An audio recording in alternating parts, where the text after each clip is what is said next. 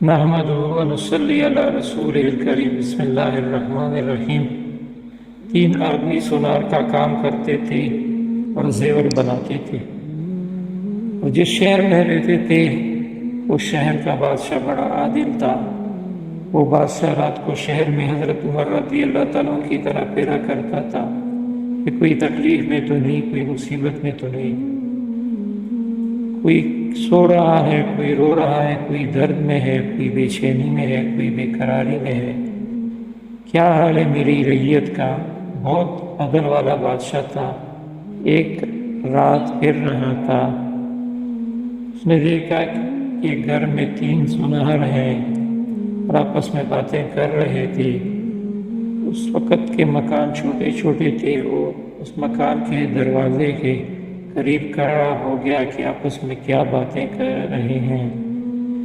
وہ آپس میں باتیں کر رہے تھے۔ ایک نے پوچھا کہ بھائی تو کیا کماتا ہے؟ دوسرے نے سونار میں جواب دیا، میں سونے کے زیورات بناتا ہوں۔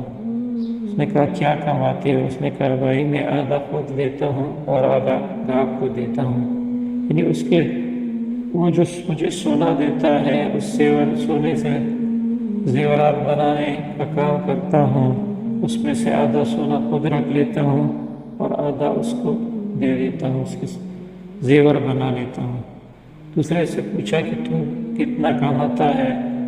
اس نے کہا کہ گاہ مجھے جو سونا دیتا ہے اس کی 3 حصے کرتا ہوں، 2 حصے اپنے پاس رکھتا ہوں، 1 حصے کا سونے کا زیور بنا کے اس کو دے دیتا ہوں۔ تیسرے نے سے پوچھا تو کتنا کماتا ہے؟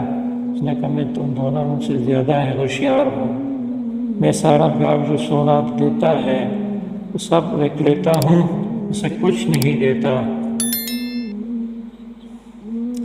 اور بادشاہ نے تینوں کی باتیں سن رہا تھا، اور صبح کو ان تینوں کو بلایا۔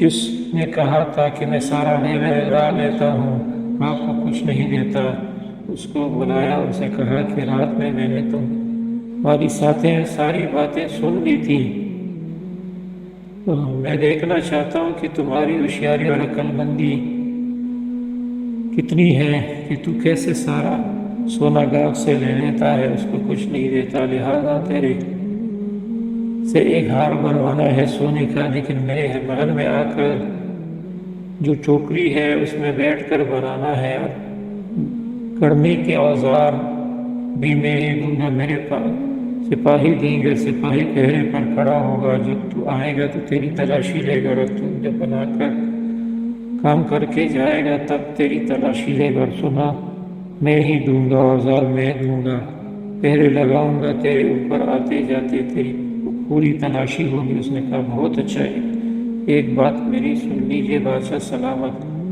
اگر میں نے آپ کو دھوکہ دے دیا تو خطا بھی معاف ہو جائے گی۔ بادشاہ نے کہا ہاں خطا معاف ہے، مجھے یہ عقلمندی دیکھی ہے، کوئی سزا نہیں دیں گے۔ اس نے کہا بہت اچھا، لائیے اب اس کو ٹوکری میں بھی بدلا دی، میں محل کے اندر سپاہی کھڑی کر دیے، تلاشی کے لیے اوزار دیے، سونا دیا، اور ساری چیزیں اپنے پاس سے دی، اور اس نے بنانا شروع کیا۔ جب جاتا تلاشی لے لیتے، جب آتا تلاشی لے لیتے، پورے طور سے اس دن میں جو ہار بناتا شروع کیا سونے کا بادشاہ کے لیے، بادشاہ کے ہاں، اور ویسا ہی ہار اپنے گھر میں رات کو بنانا شروع کیا، پیتل کا ہار اپنے گھر میں بنانا شروع کیا رات میں، اور دن میں بادشاہ کے ہاں سونے کا۔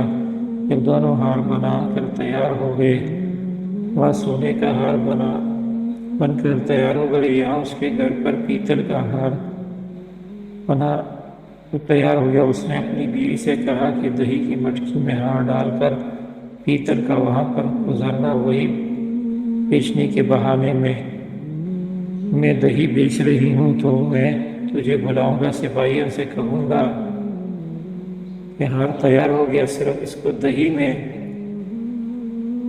ڈبونا ہے تاکہ اس میں نکھار آ جائے۔ لہذا اس دہی والی کو بلاؤ تو یوں کہو کہ میں اپنی مٹکی میں ڈالنا نہیں چاہتی، میری دہی خراب ہو جائے گی، تو میں کہوں گا کہ تیری دہی جتنی کی ہے اتنے پیسے تجھے دے دیے جائیں گے، تو راضی ہو جاؤ اور وہی دہی کی مٹکی میں وہ پیتل کا ہار ڈال کر لانا۔ چنانچہ وہ چلی ہے، دہی کی مٹکی سر پر رکھ اور دہی بیچنے کی آواز لگاتی اور وہاں سے گزرتی ہے۔